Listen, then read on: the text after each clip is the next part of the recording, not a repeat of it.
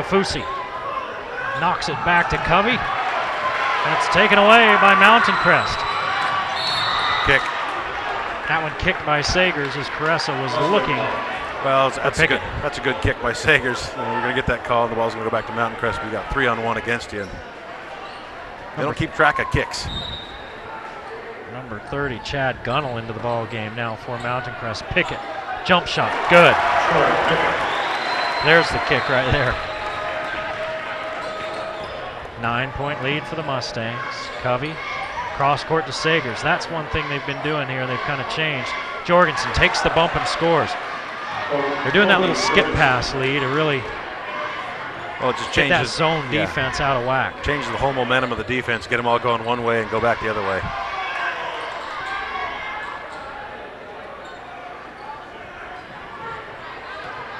Pickett working on Kafusi. Crosby, baseline, leans in, has it taken away by Sagers. Sagers out to Warner, his three off the front of the iron. Jorgensen tips it away, but Mountain Crest has it. 3-on-1. Crest has just waited too long to dish that. He's got 2 men on the wing.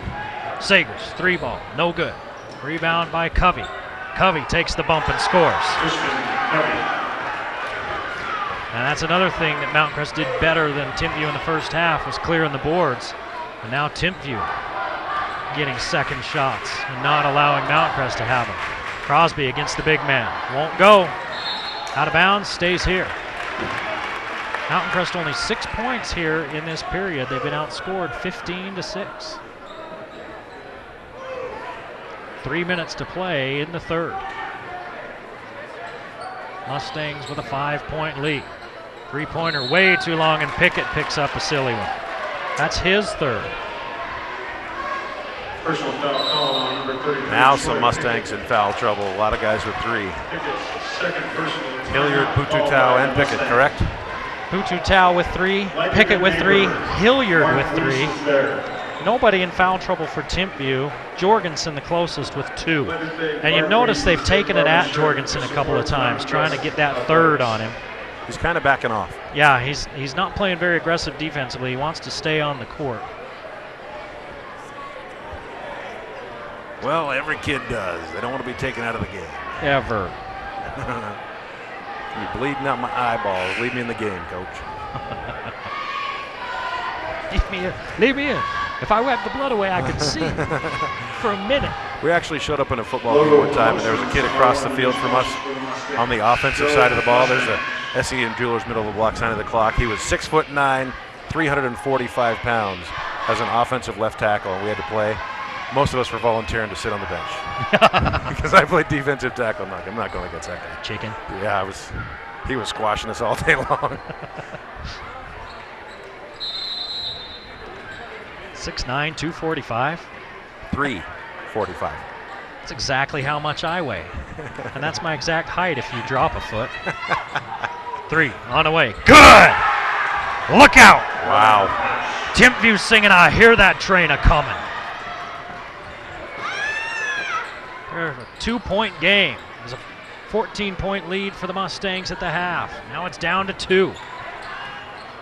No, that's the problem. When you live by the three-pointer, sometimes you die by the three-pointer as well. Mountain Crest not dead yet, but Timpview certainly showing the signs of life. Kafusi just picked up the foul, reaching. For Corbin Kafusi, only his first foul, according to my completely unofficial stats. Didn't he sign somewhere to go play football? Corbin Kafusi? Yes. I know his big brother did. That was the other Kafusi. I just can't keep those Kafusi straight. So Jorgensen will take a seat, see if Mountain Crest can do anything with Jorgensen on the bench. He exits with 10 points. And they made their run when Jorgensen was on the bench in the second period.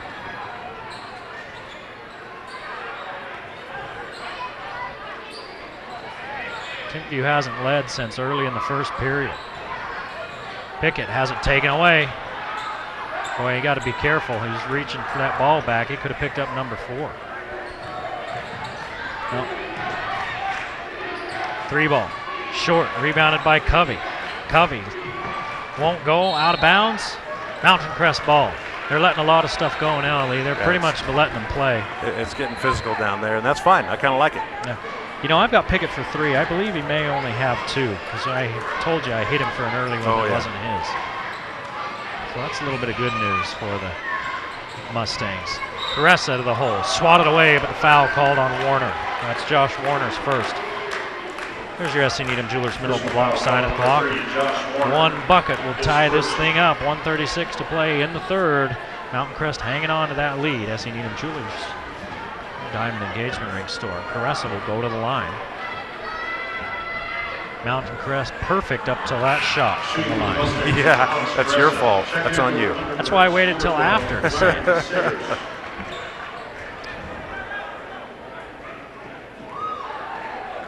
That's really the only thing that's been keeping them in the second half.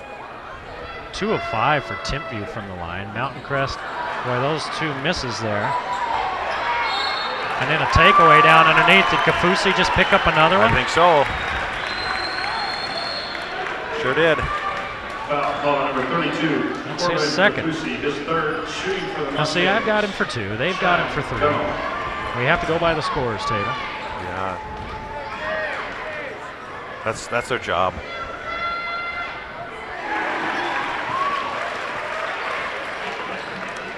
Chad Gunnell at the free throw line, and he drains the first. So Jorgensen sitting with 2 fouls. Second miss by Gunnell. Kafusi just picked up his third, and Jorgensen just got off the bench with 1:29 to play in the third. And a 3-point Mountain Crest lead. Sagers dials it up.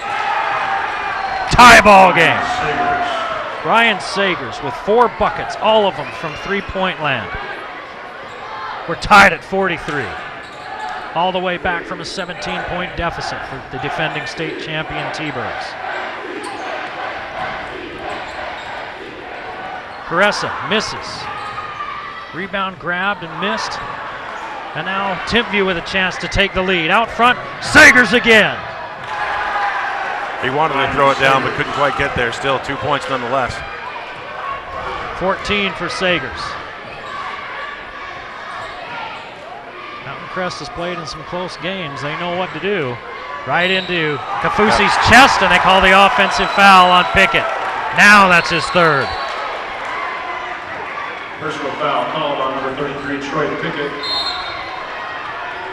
Well, that's a good call. Kafusi has good position. You know, and you go, oh, he put his arms down. Well, you would too if some guy was that big running right into you. It's really not a matter of where your arms are. No. It's a matter of where you are. It's not even a matter of whether your feet are set or not. That's correct. You have the right to be where you're at. If he goes right through, it's a foul. I think that's where a lot of people get confused. He was set. I hate that. Doesn't have to be set. Or he wasn't set. He wasn't set. Yeah, either way. Now Timpview with a 2-point lead, looking for the last shot. 10 seconds to play in the third. Covey working on Sayama. Covey loses it. Crosby at the buzzer. Won't go. Foul. They call a foul. They called a foul. Well, he got fouled. So Crosby will get a chance at free throws.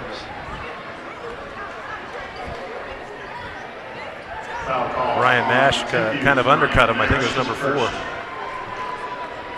At the end of the third quarter. He's all alone. He doesn't think anybody's with him, and here comes Nash, right? That's definitely a foul. Yeah, he got his hip down under him, didn't he?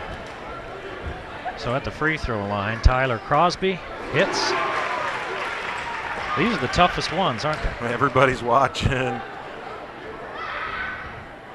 Oh, he makes 1 out of 2. It's a 45-44 lead for Timpview. After the third period, we'll just stay right here since they are mostly through that break. But so Mountain Crest scores 8 points there in the third. 28 points. 8 points Nope. by Mountain Crest in the third, and Timpview 23 scores points. 23 points. 23 points. You know, for a couple teams who had offensive issues coming into this game, according to their 2 coaches, it's kind of a high-scoring game. Yeah, it is. Mountain Crest is averaging in the 50s. Timpview's been right around there. Mountain Crest just almost right at 50 points per game.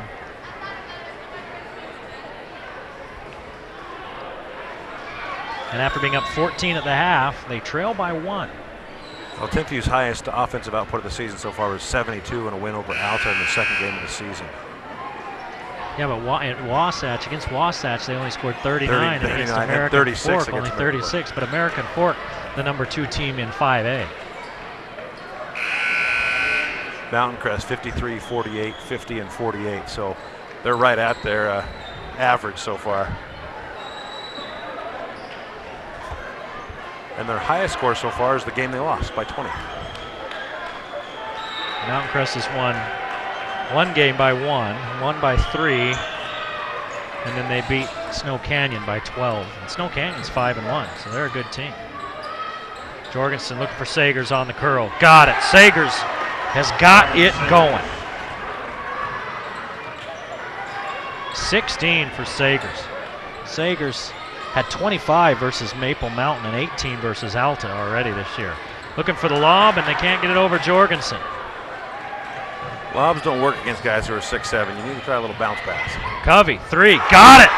The basket on this end must be bigger than the one on the other end. 16 for Covey. Well, if Mountain Crest can't stop the bleeding here, Coach Buckner is going to have to get a timeout.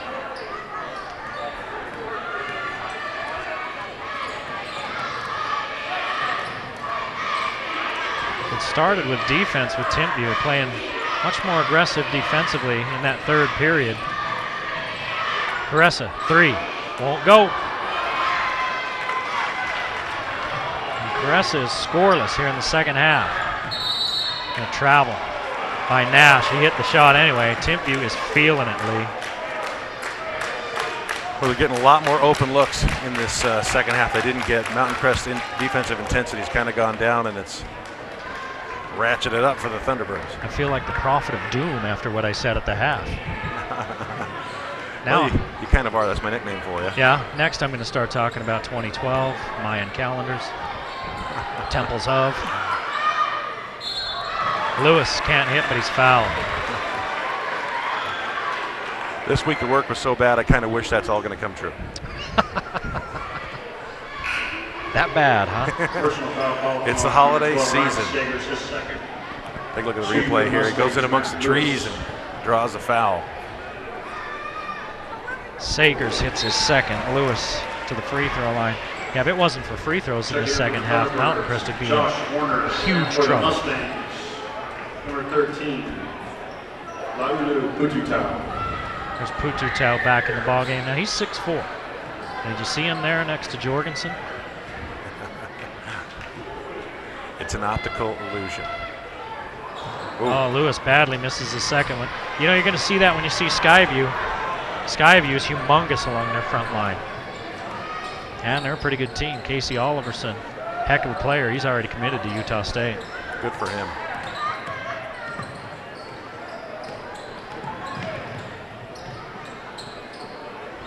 Mountain Crest. Wonder where Riley's going. What do you think? In a 1-2-2 zone. Shot, no good. Rebound backside, and one. Pickett with 4. You wonder where who's going? Riley. Riley who? Jensen.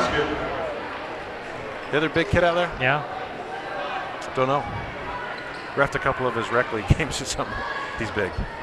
Personal foul on Troy Pickett. Pickett knew he did it as soon as it happened. Bookmiller doesn't have anybody else coming off the bench. So Newell with 3 points. It's another near turnover as Timpview's starting to run away with this thing. They're up by 8. It looks like the teams just went and switch uniforms at the half, doesn't it? Their body language is totally different than their intensity. It's Timpview playing with a spring in their step, and Mountain Crest now playing like, oh. A little flat-footed. Oh my gosh, they're hitting her shot. It's so funny how that can swing, isn't it? Yep. Lewis looking inside. I should stay, yeah. And it was just the opposite in the first half. Mountain Crest all over the place. And Timpview, oh, that was a long bus ride.